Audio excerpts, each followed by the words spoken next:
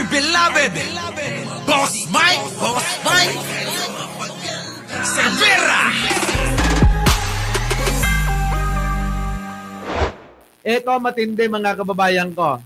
Nakakalimutan na nila yung mga dapat na ating inuusig. Kita nyo, nabaling kay Pangulo na wala namang pruweba. Pero yung eto, lumabas na ang katotohanan diyan sa Senado sa pangunguna ni Tito Soto at ni Ping Lacson na ibulgar na itong mga kaalyado ni Digunyo, mga kababayan ko, abay hindi nila matuligsa. Bakit kaya? Diba? Bakit? Bakit kaya? Bakit hindi nyo matuligsa? Diba mga kababayan ko? Sa totoo lang ko eh. Ito. Mga kababayan ko, nasan na yon? Wait lang, hanapin ko. Hanapin natin, Boss Mike! Ito nga. Nako, Ito, panoorin nyo muna to ha. Panoorin nyo muna si Attorney Claire habang hinahanap ko yung matinding banat natin. Attorney Claire, ipaliwanag mo kung ano yan totoong nangyayari. Pasok! He won't dignify Saldico's allegations. Ang mga binitawan ni Saldico ay isang kasinungalingan. Propaganda. Mas lumalaki ang kasalanan ni Saldico sa bayan. Napakaliwanag ng mga pag-amin niya. Umamin si Saldico sa ginawa niyang mga insertions para sa budget 2025. Hindi na niya maitatanggi na siya ang taksil sa bayan na naglalagay ng mga insertions para nakawin lamang. At ang mga insertions na ito na nagpabago sa National Expenditure Program o NEP 2025 ang siyang ikinagalit ng Pangulo. At nagsabi pa siya na hindi niya makilala ang NEP 2025 na gawa ng ehekutibo na pinasa noon sa Kongreso. Kaya nag-veto ang Pangulo ng line items sa 2025 budget ng halagang 194 billion pesos. Kaya't ang sinasabing pag-insert ng 100 billion pesos ay taliwas sa sinasabi ni Saldico. Bakit mag-uuto si Secretary Mina ng DBM na mag-insert na 100 billion pesos na proyekto kung tatanggalin at i-veto ang mga proyektong ito? Mas malaki pa ang pinatanggal ng Pangulo na halagang 194 billion pesos kaysa sinasabing pinapa-insert na 100 billion pesos. Correct. Sa pinakita niya mga maleta ay mas lalong nalubog sa kumunoy ng kasinungalingan. Saldico, pansinin ang mga pinost na pictures. May petsa January 2024, May 2024, June 2024, August 2024, at October 2024. Samantalang ang binabanggit ni Saldico ng mga insertions ay para sa budget 2025. Dahil nag-usap daw sila ni Secretary Mina noong 2024 noong mag-umpisa ang BICAM process.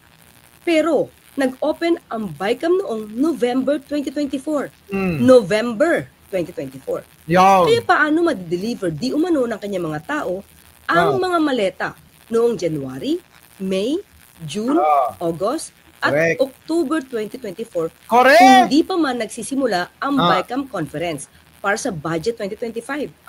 Saan niya kinuha ang pera noong mga buwan ng taong 2024 kung sa budget 2025 manggagaling ang di umano mga deliveries? At mga maleta lamang ang pinakitang ito. Nasaan yung mga sinasabi niyang pera? Yan na. Paano seryosohin si Saldico sa panawagan niya na paimbestigahan ang mga pangalang nabanggit niya? Ngayon pa lang sa video niya ay kitang-kita na ang mga gawa-gawang kwento. Correct! Gawa-gawang kwento! Sabi ko nga mga kababayan ko sana man lang nagbukas sa dalawang maleta. Nagbukas sa dalawang maleta nang makikita punong-puno ng pera. Kaso wala mga kababayan ko Di ba? Attorney, pasok. Thank you naman kay Gaga Locious. Eno Belia. Thank you. Sa ating pagsusuri, dapat lamang maimbestigahan si Saldico para malaman nating lahat kung saan nanggagaling ang kanyang kasinungalingan. Sa sinabi niyang wala siyang kinupit na halaga, kahit na nasa kamay niya ang pag-i-insert ng mga proyekto sa budget 2025. Patunayan niya ito. Lalo pat nagsusumigaw ang mga yaman niya. Nako, grabe, oo. Nagsusumigaw ang mga yaman. Mayroong ari-arian, no? May gamit na chopper, yung jet niya, mga kababayan, eroplano. Nako, dami. Oo, ang dami, mga kababayan ko. Ano? Sabi ni Joel Mirador, Boss Mike, inedit ni Saldico ang mga petsa naging 2025 na. Oo, dinadaya nga. Halatang halata na. Grabe, no, mga kababayan ko. So, eto pa. Alam nyo, nalilihis talaga tayo sa totoo na issue eh. Alam nyo yon? Kaya nga sinasabi ko sa inyo na pinoprotektahan netong mga simbahan at etong ilang mga grupo, etong mga magnanakaw. Alam nyo ba yon? Sige nga ho. Unahin natin ang KOJC, mga kababayan ko. Ano ho ang pinoprotektahan nila? Si Kibuloy. Ayun na nga, hindi na makakalabas yun. Kasi denied yung hiling niya na makapag-bail siya. Kaya habang buhay nakakulong. Habang siya ay nililitis, nakakulong yun. Ang kasamaang palad pa, kapag kayan, nahatulan. Di ba? Ilang paulit-ulit na panghahalay sa ilan nating kababayang kababaihan. Yan po ang ginawa ni Kibuloy. Kalawa, mga kababayan ko, etong GIL. Alam naman natin na etong anak ng founder netong matanda na si Brother Eddie Villanueva, anak ho ito hong isang panutsa rin.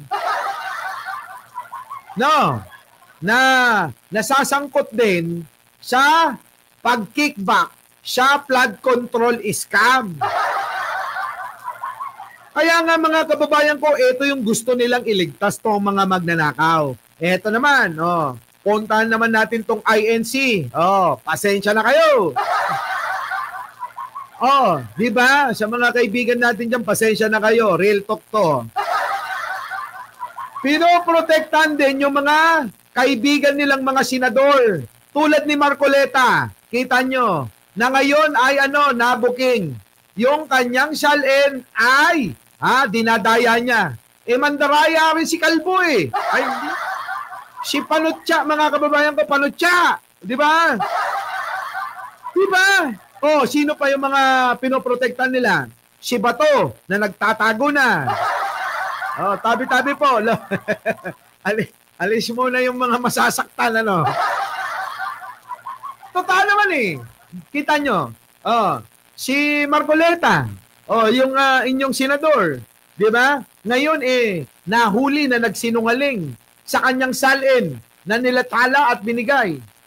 Samantalang yung sosi niya gumastos ng alin? 100 plus million. Samantalang yung kanyang salin 50 plus million. Hindi tugma. Siya na nga nagsabi na sarili niya lang daw pera yung ginastos niya. Kita nyo? Si Bato, nagtatago na. Yung iba pang mga senador, si Jinggoy. Kita nyo naman, mukhang sigurado na makukulong yung mga yan. Si Saldico, mga kababayan ko, tingnan nyo. Isipin nyo maigi kung ano ba yung mga background, kung ano ba yung mga kasalanan ng mga ito. Itong mga nandiyan sa mga kinakampihan nyo, mga buwakan ng ina nyo. Sorry sorry sa salita pero ang tatanga nyo. Kinakampihan nyo lahat magnanakaw eh. Diba?